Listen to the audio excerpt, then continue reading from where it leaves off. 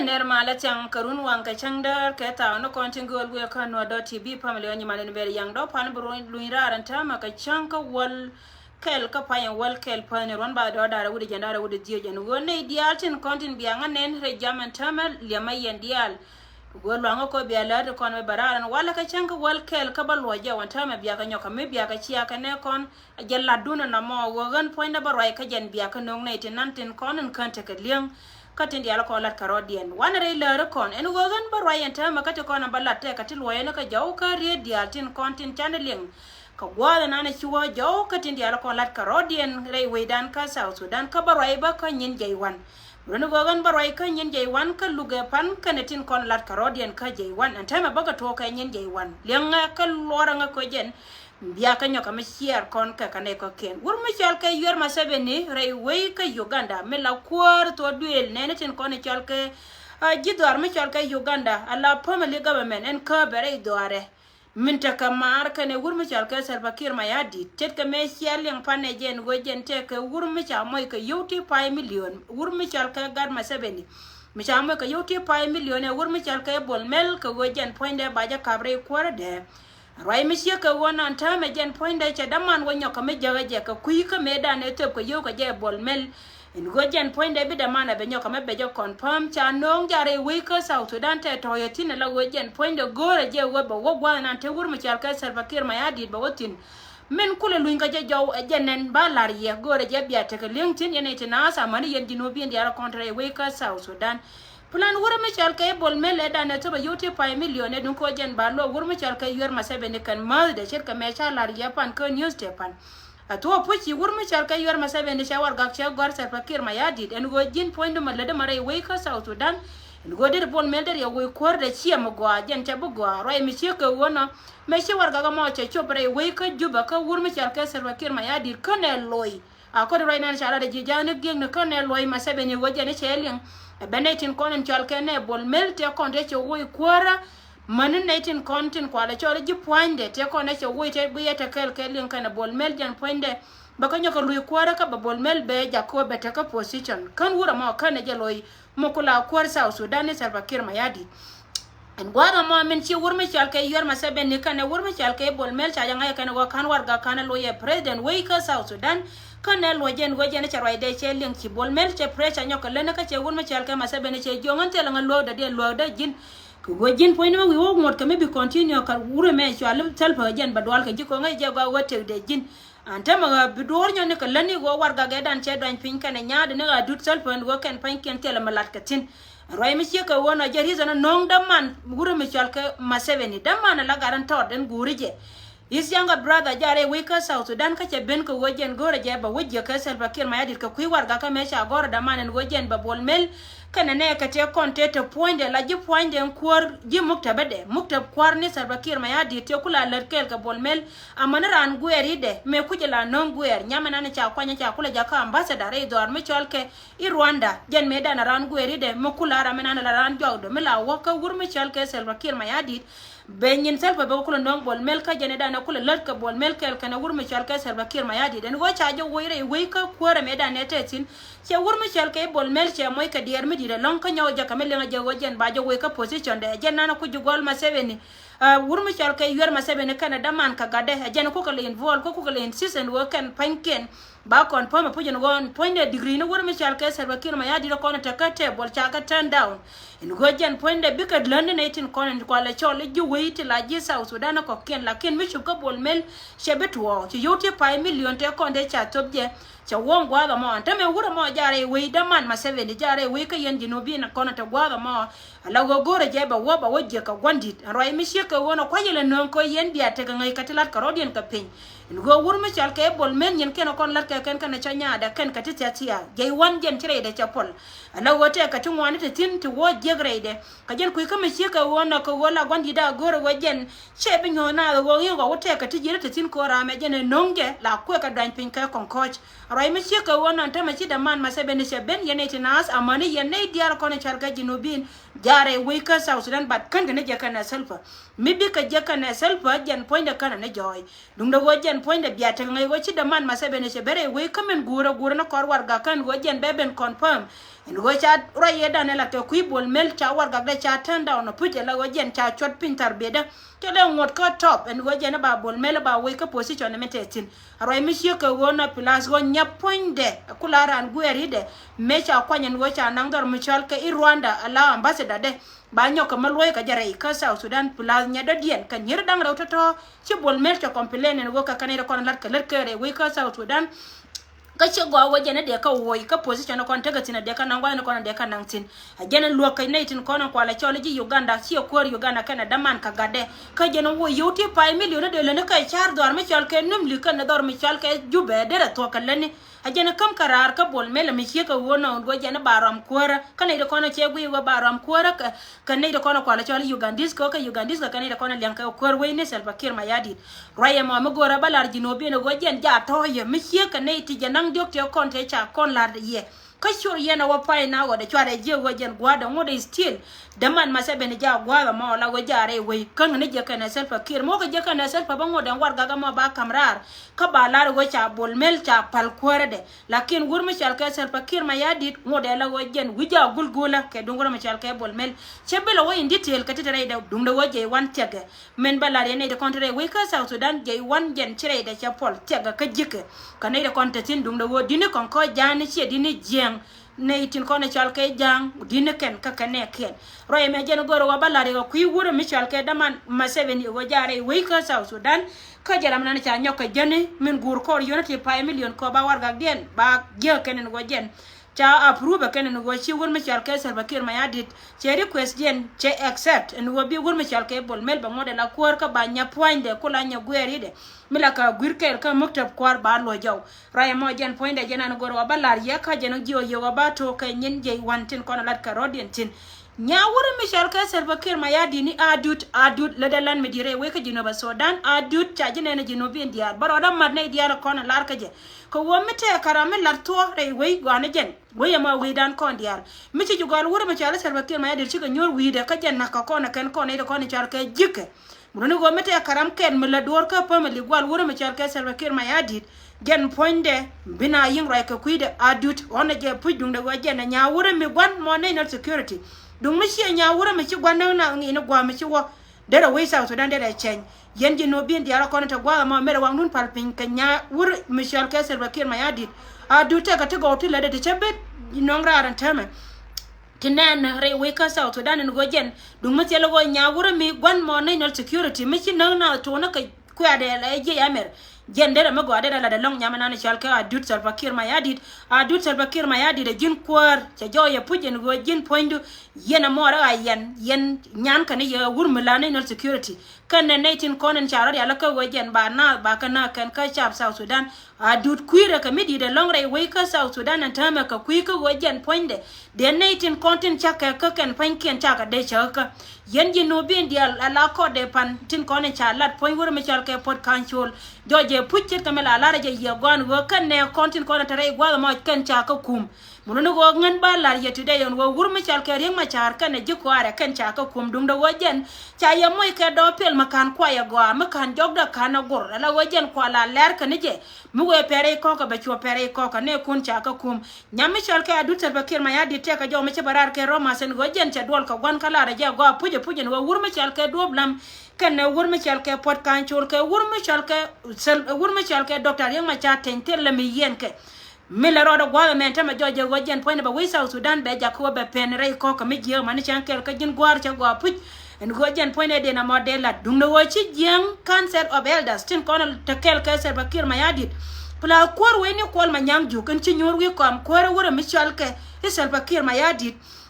ken pankien chika wera men go jen chaja no ken nyame dum tir kuire ka gwana long yene de kono chalga jino bin kuire ka gwana long ka charo da ngon nga nyama nane chala adut Salva Kiir Mayardit en go jen point nyu da gwana go koru na me jen bagen ka bikyang mi chala go kada bedotin roye me chi adu da la da George en go jen point de chaja la go chaja kan ne dang barot la dit jani ti cha roya kan ka ta na dang dok ti joga je kan go mu tu dunyo ka me lebe je ka ku ko da me ba ju wo rai ko ra ka kel ka tin dialo ko non ka daman gad ma sebeni en go jen point da jen ko wor mi chal ka e bol mel ko wakatin adun mo jen le wo way ka je elat chunga ka nyame to da nan chal ka adu ta pakir ma yadi muno go point gwan la da liang en go jen point da jaw nyaara de liang ci jen council of elders ta je le de ken ka cha jen no ken ko e jen mdn men gor ka wo ba wor mi chal ka doctor yang ma char ba yin kum ka runtin konen gor ka ken ko bin nyen ken ko la wa ka ba wor mi chal ka e doblam jet ka men ci ajanen ka korde ni doblam cha lara ken go e mas bi doblam be yin bas balar ye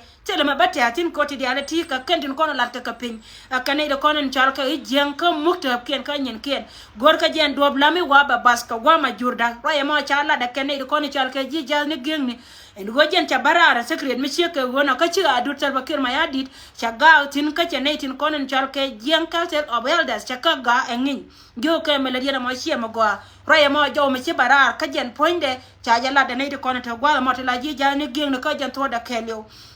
en go ko da nana ta gwala ma chara ka do pel me cha wo inu komde me kwa yi lor me chungo da yene dia la kono ci job ko loyi kene de pel dia lo da ngai en go jen point en jan me chal ka tep kan lor la te ko komde me dire dan me che doy de ro da kwe gwa me keni god kon la tine bia ko lo gor mo no go jen point da jen to on tamare we ka South Sudan en go ko da nana te ka yo ma char kene ne ka chara ka do pel me cha wo inu komde mi yas mo no go jen cha ja goro go ba gor ka god raye mo jen goro go ba lar ye go chwara je diu en go je ne te ka ma bango mu waje wo ngo ken bango a cha nga ye gon go ken panken ta solution dunga dien cha je ken dung do go chi nyame chwalo a dut peng me dir cha tairar jen cha chalrar che ka kar jare we ko government ela kuma gwan cha peng me dir cha chalrar tilade to ka jo ka gon go me la dien jega jeno ko wurna ne che wuja ka nget ko longa ko la wakar to gor ko ba dut ba woy ray mi che ka wona palne go jen poine mete karam ken malaran ma la mi gor ma la we ka South Sudan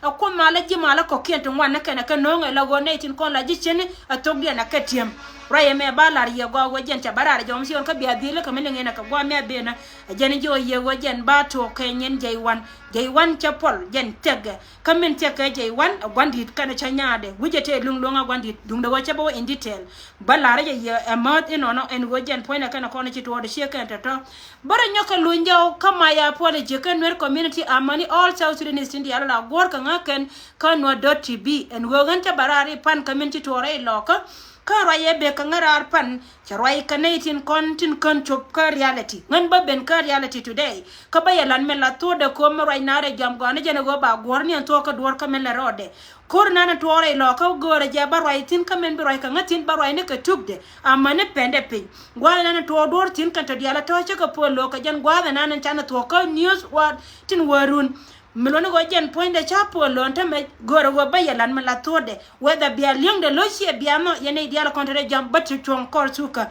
ngana ngan man gan ka ngan man we mo gorje pujen go kan gatin kono tere do ar gwala mo mite ka minake be nyana ni kon kono ide diala kono ro te bro ka dub tere yen ka kaini te de wulu nja wala chen go ane jen go jen point de bana ro ide suka bia te ka liang ka minti tore loka kama le ba ka loner community en go te ka tiche de la re jam ka ngan ba barara te me wangan ba ek post ko tanke ndial edorun muno go jen poinde barwayen walle alawo ngan gan misiya dab ka barway ba alawo ngara me gore je ngan jis ka nuore dial tin kontiling ba weakness ni kun ba ka yingling yellow tetere loka kalat kaneme min ci alingen ci mar dial konto gwada me ka kuikor nana ci to gwada mo pucca ko barar pan ka chaga muno go ba ma leilar kenyam ka wogen mega ga jaka je edungan ci be me ci bokki wacha de to min ci to gwada mo e kur ne dangra uti chal ka aywo ne darew aywo espele kidwang kane aywo min kula dungara machar kamen non ka kur e sia da mi je ka juba ka gatin kone chal ka ga nori ti norwew la go ken panken chara chot kan ci ka te ka telefon me cha yot me cha ne tin kone chal ka aywo wan kula dungara machar cha kai kayaken chiga yat ko gor ko be tuk ba wora loka mulunu go jen poinde tuk to ka jaga choda ay woni lakin jen bartare ko netin kontere we gwala ma kan ta takaliyan mo gatin meche to mi chike wona chi ponchen kel mela nor go mo gorje pujen go jen ba mo ka position na kwor me chal ka Salva Kiir Mayardit che yadre lo ka chene tin kono kwala chol ayo wantin kono te kel ka ne riang machar titu boske e kwor me chal ke look baya general gad ba yang ni look la wo jen che ya telephone ka che jo gon go kon taka te ke deal mi chaka tan ka ne kono chal ke ayo kid gwang anteme kon panko binay kono chal ke ji ayo bi ka jen ka piere go ka pa jut ka no ka ne imagine di den kwala chal ke imagine ana la jel kana don kwala chol Imagine nong na korre doaran melono go jen point enta me jen ba non ko gwana tanetin rai mi chike wona mi chalinga aygo kula aygo wan enta kel ka garma char chikene lo en go jen pankien ba maj bananga la go ba nong jang rai mi chike wona chinetin ko ni chal ke ji aygo chike ji na la go kan pankien wanang na maja ken men chike rom chike worom kanai ko no kwala chol aygo tin kula ne wuro mi chal ke igar weidol mi chike rom ka ken pankien chike nyinga ka chane gar weidol ken panken chaka joy ka chicken ma chicken agar and gwada ma me cha ma cha na ngai go wan chika bendor me chal ka ipieri and gwada nyin ka tin chi ma cha dod me cha dod and ma jang gwada ma cha je leba ken ka cha chu ka cha ka word and wana cha dunien cha joy cha lon ka me cha che dra re twa ka go te ka ma te ka kor rai te ka piu sorry and rai me chika wona chu ka jien gwada da ne tar ka kor tin chika wara idwar me chal ka pieri pa ya me kwa ling panen go chi ne to ko ne chal ka SPLA aji chika kairar tin ka cha na chako boken meshi ka wachi ne de koni chalke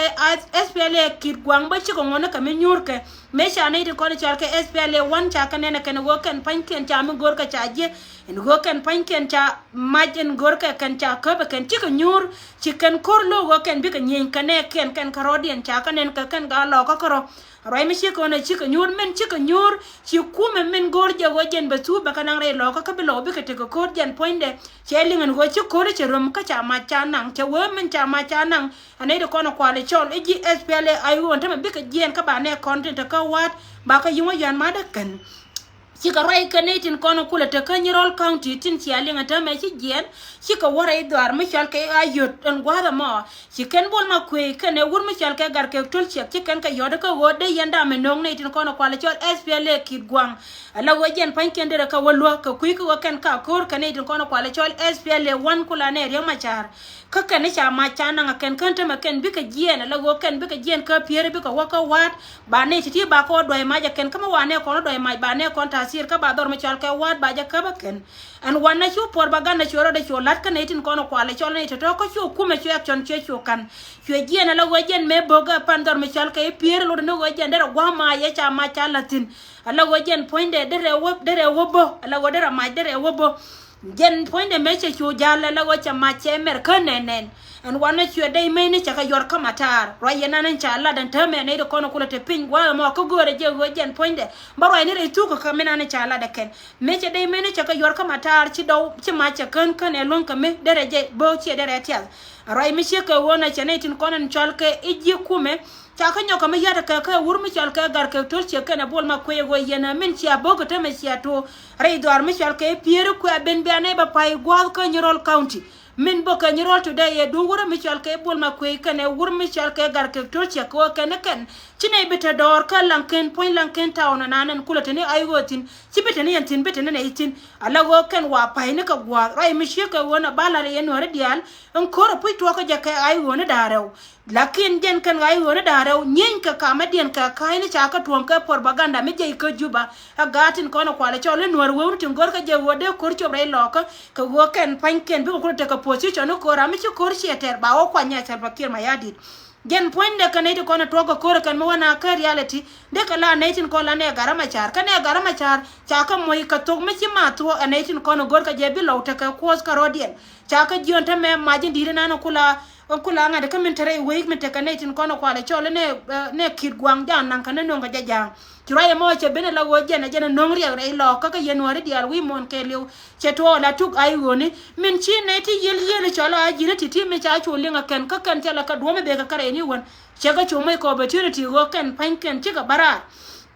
chane kene te kala ken wa ka pai gwa da ken ka chi karanya ka berara la go ken panken gor ka je wo bi kume SPL kid gwangen poinde barode sele muka ke chit ke min cha lara ken la go me gor ke je wo bi ko be to cha lara chi kid gwang charoda matke aroi mi chi ko no jen kui pele min le rode na mo yen wore dial ma gor yen to ajen to de na mo chi gai wona dare u chi ke chu nyen kan ko ri cha tere ken kan di de kan woni cha ram kel cha na kuyeme mun no wora ma kel mo me cha na ba ka cha ra wonen ka ga lo ka rodien cha ma cha to ba lora ken re dor mi chal ke piere chi ko nyor kui we ka chi gare chi ko nyor kui we tela ra mi chi nga chi yan ma lakin me cha lingen mi chi ke wona wo kan pan ke ni cha min gor ke SPL ayo mi tere we ko wa ngai ka jete ka guwa shi kuma aji yil charo de yil ne ngwa de metetin ka cha mai de chepi mun wo che dai mai ne ka cha ko yor pin ka kui ko ba ko wo chi lo wo chi ka te ka mai ka la ka rodien min ko la je wo yello ma le ba expose wo yen cha joy wo yen pan kun chi pe alun cha kwa mide ya belu yang ne de kono te ko juma mata yare lo ko man ta magwana ta yati luyen ka pi kun ka liadun til la ramit gan ka ke jabe ne de kono te ko juba ka tera mo ka da ma cin ki gar ko ko pin re lo ka duna na jen gwana te yen ka jen cheno ni chiaro der tin bieden bit ka ye mi chonga na sia de wuli ngatong ne tin kono tal ka jidwa tin kono na ka ye ken ko kan dial ka ne to ka ne na ka ye kan ku men daro min ta ka re lo ko gwana te ka tin chi men te ponne ku me spele ay wo mi nyur kel ka ye ne kan gwade bare dan tele mi chame lelie kan ya mayan maj mulo no gojen poinde mi biarana bia ai aji nanan gorje wa badorun beda jen poinde be bene be yaban moy kariya mi cheka men gore ba kwa doruna na mo yella utin kona chalke ji dor mi chalke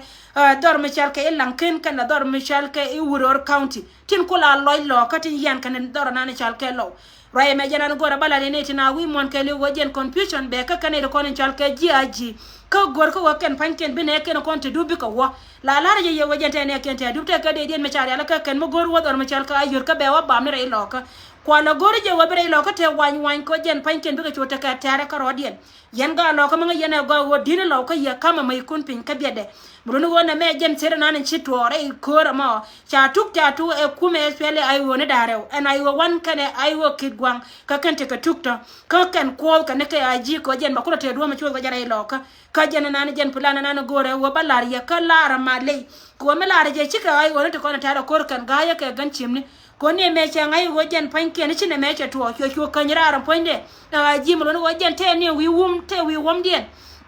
chanan ka ke lode je pujel go jana ba ka kos roi mi cheke wona ko chia to chia ngai yene din ko ni chal ka jere lo ko ku ata da ko go mi bilia dun continue biya ko ngai ni je go wo jen pan kun cha yor cha ma cha ku ne wurjanga mu ya wali yene ko ni chal ka lo bi ne dialtin ko ni chal ka ne kuntin nan wona dial ko na tegatin kan pankien ba ngai wo mi na ya dorun kami chi jen no na ba ku alim ne je wurjanga ko jen ja dut mu go watom ka ayot rama gorje wajen poinde beli wala nuar ba sholi kay wurjanga me cha gar kan yal akima wurjanga me cha gar ka jode ci toyre puka me cha dong nuar rei dar me cha ke lo nuar rai me janande gorde lar kon itina wi mon ke yo my apology ko way ngan che je gor wa ba tere kaya rai kaya che je gor nan ne to de kan iti daro ti diala ti cha ko ti ka ji dar kel ajan ay go kelo mun wajen mete me ci to ka ke min ter ken ni kel cha lo no nuari e dun wore me latte ken lono woro e me jana nan chiri me chieno mi chete ke misunderstanding kam ni kun yen gadi nay ga ka to kondre lo ko lo e nyur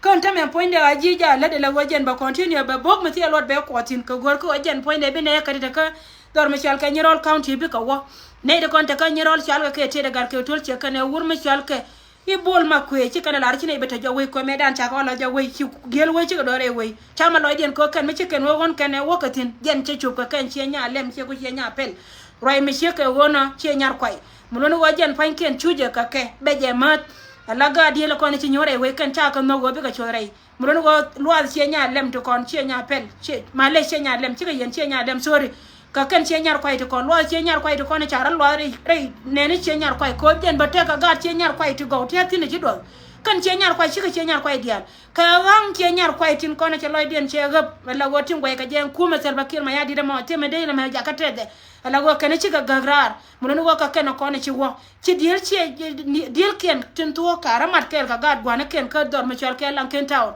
la go don de ngwana ne paran wujia beja ka jana na ne cha chi ma ne ke no chola ken mun no cha ga jo ya bo ne kan ti ko jana ba ne ku lo gwengwa kwalo ku wo jen bi gan chi balani ne widi na ba bur widi ki be te di roi me jana na be kan ngara ne ti nas ko gore ja balar ya ka tode pujin go kan ne ko ne cha kur cha yin to kan ai go kareo dum do ai go kareo jen point te ka misunderstanding mi to ne kam dien ko ne ke a jana ji me chukula te pen ke gan chi me ka tanga yeto ala wo jen point de me balar ya ba bo ga chi bo ka ja pa na ma wala me chi ko we lo ko ke mai de che pador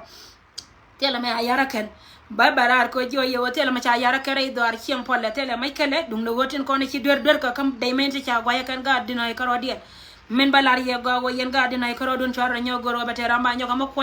ko je ne cha ye mislead e kuma me ci pel kuma janga men na ro kara kuma me ci pel kuma me ci ganora de me la ka position be ya me le kadwor kuma to del kel mono no jen point de chara janno ko me ci ke wona akudu ni to kono la gan kono kontre wana mo ti chamgariam duna ken ko tindi ala kon mela yen ka ne la ka right ka media tam la gor ko ne je ken wakan ba ka mo ke position ni rom karodien mono no ken tindi ala kon gor ka ken riaw ko ne nyen ken we gwar ko alo nyor ga dinai tin kono te changwa do mo la we yen ko alo nyor ga da ka diok kan na ga dor ma chal Kenyerol County bal nyal yen dagrum jok lo ye nyor mere roko me bia chot cho gware chol kamari gan mar dial lo nyara na wajen mere reido gui atira ma nyoro da kamili wa ka kuika me sheka wono gori da mako cho bok bia camping ke with medan med to re lo ka ri ka wai me boga je ke with ma kuika me sheka wono lele lo gordo me patte ya ke with ni kiti kan ko na banong ene tinazen go jen point jen gwa na cha confirm na mo karo ina na la re do arane lo ko gwa me palandi de lon karo ina ka gad kon en go jen a chi continue mito wa wana ka bor awajo ene borpe wi ajo e borpe ya ka wakali ap mugor yene go jen point na baga ya support yene ko ni chal ka gad na ga kamara rodun ka gad mo ro kun gad pour war mere je tolon do ba mamba kan cha ja lonya kume la go chetedi rama gorje waje ne baka takel ja wakal yap jang bora ka wajo ka yap wana ma ko lo joy ka yap buno waje na balar yero me sheka wona thank you so much kana kono no ngara ti cheke ti boro ko garal piska yandi al ko mari yandi al post luanga ko biaga chiaka ne kon en go ka kan tin la to ka dor tore we ka South Sudan sinaitin kono chal ka kwar lo ni cha ka moy ka yoti na venatin kono chal ka jeng council of elders en go kan ba ko ba dile ken manen go jen point de chan ngwang ka jen ba cha jala go kan e kon cha ka kum ba la rie muno no cha be long yen tan pa ba na ma de no chere cha la rie go chere ka do pien ma cha jogde cha kom de cha pos ko ngode la go kan tan kan penten jen ante tin mi sheke wono nyam mi chal ka dutel bakir ma yade ja kor ka gonna long kan ne dia la kon gor ka mal tiero ka dutel bakir ma yadi thank you so much baroda garar ngode no .tv batakel yo goto do ka beno ka bano ngot ka mi te ka mo barar ngode kami biata tina waja piu yana ko ni chala lo ja piu goro ba wala wajen point de ba wa Kenyerol County go ngara ka waja le don bara nyolo tina yo baka ba wa Kenyerol County tay jena ka waya gare doar titi kana ko ben ka ya ko mala te ka ya piu ka yandi ala poda ka ya ganga ka bana jakata no ko te go to we ka benta